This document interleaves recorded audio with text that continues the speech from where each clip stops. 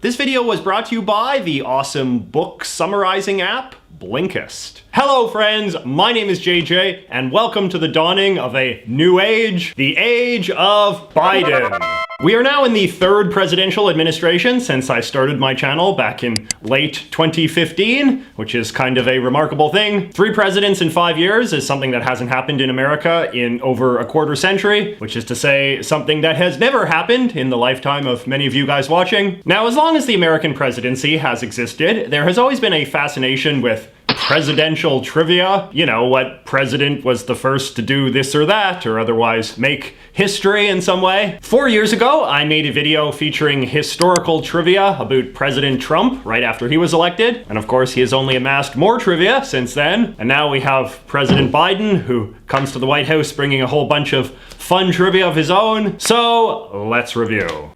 So just to recap quickly, the main trivia things about Trump are that he was the richest president ever, the first president with an immigrant wife, the president with the most divorces, and the only president who didn't have a prior career in politics, civil service, or the military. That last one is often held up as the most unique thing about Trump from a historical perspective, and people on both sides have used it to draw all sorts of sweeping conclusions about the importance of government experience for presidents. But you know, the more I think about it, the more I kind of feel like this designation might be a little bit arbitrary, like kind of a made-up category that only exists to make Trump seem more unusual than he actually was. I mean, it's a bit weird to lump politicians, soldiers, and bureaucrats all in the same category simply because they all worked for the government in some broad way. I think the more relevant sorting mechanism would be to talk about presidents who had experience in elected office versus those who didn't. And by that standard, Trump is actually one of 6 presidents who never served as an elected politician before the presidency, which makes him seem a little bit less special. All right, now in terms of presidential trivia that Trump accumulated during his time in office, I'm afraid that a lot of these facts are not very flattering. Sorry, Trump fans. The big one, of course, is that Trump was the first president to twice face a successful impeachment vote in the House of Representatives, and he will soon be the first president to face an impeachment trial in the Senate after having left office. We can all thank Trump for making the world aware that that was even a thing. Trump's first impeachment trial in the Senate was likewise the first time in American history that a senator from the president's own party, in this case, Mitt Romney, voted to convict him. His second impeachment vote in the House was likewise the largest and most bipartisan impeachment vote in history, and it seems very likely that his second impeachment trial in the Senate will result in some sort of history-making vote as well. Having now completed only a single term between 2 Democratic administrations, the Trump presidency, also interestingly, represents the shortest period of Republican Party rule in over 128 years. This is because prior to Trump, the last 12 Republican presidents either served 2 terms or came right after another Republican president. Old man Benjamin Harrison was the last Republican who served only 1 4-year term in isolation. Ben Harrison is also the most recent of the 4 presidents who, like Trump, never won the popular vote in an election. Although that is also kind of simplifying things in a way that is not entirely fair. It may be more accurate to say that these 4 presidents just won less of the popular vote than their next most closest opponent, because there have actually been more than a few presidents who never won the popular vote in the sense of winning a majority of it, including Woodrow Wilson, Harry S. Truman, and Bill Clinton. Trump has also robbed a bit of historical infamy from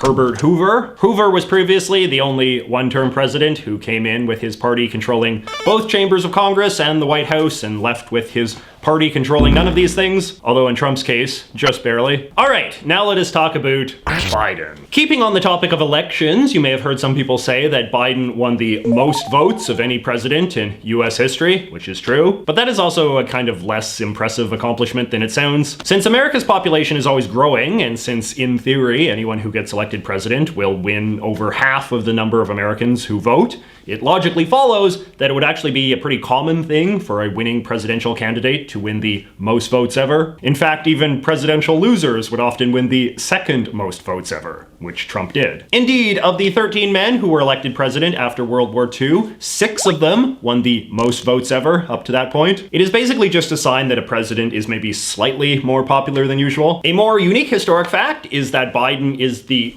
oldest president ever, though this was actually an achievement that would have been unlocked by Trump as well if he had been reelected. No president has ever been older than 77, and since Biden was sworn in at age 78 and Trump would have been 74, the presidency would have passed this milestone either way at some point over the next 4 years. All right, next up, in contrast to Trump, who, as we discussed, had no political career prior to becoming president, Biden has had the longest political career of any president. Biden won his first election back in 1970 when he was elected as a member of a county board in Delaware. 2 years later, he was elected to the United States Senate at just 29 years old. He would serve there for an incredible 36 straight years. In 2009, he went straight from the Senate to the vice presidency, and now the presidency in 2021. This means that out of the last 49 years of Biden's life, he's only been out of political office for the brief 4 years of the Trump administration. Unless, that is, you count running for president as a political office, which Biden did for a full half of Trump's term. What I find really wild is that Biden's long political career has overlapped with multiple people running for president, getting elected president, leaving office, and then dying, all while he stayed put. For example, Ronald Reagan ran unsuccessfully for president in 1976, then was successfully elected in 1980. He served 2 terms until 1989, and then spent 15 years as a former president before dying in 2004. That is a fairly sizable chunk of modern American history, and Biden was in the Senate throughout it all. In fact, the entire life of President Biden's Secretary of Transportation, noted millennial Mayor Pete Buttigieg,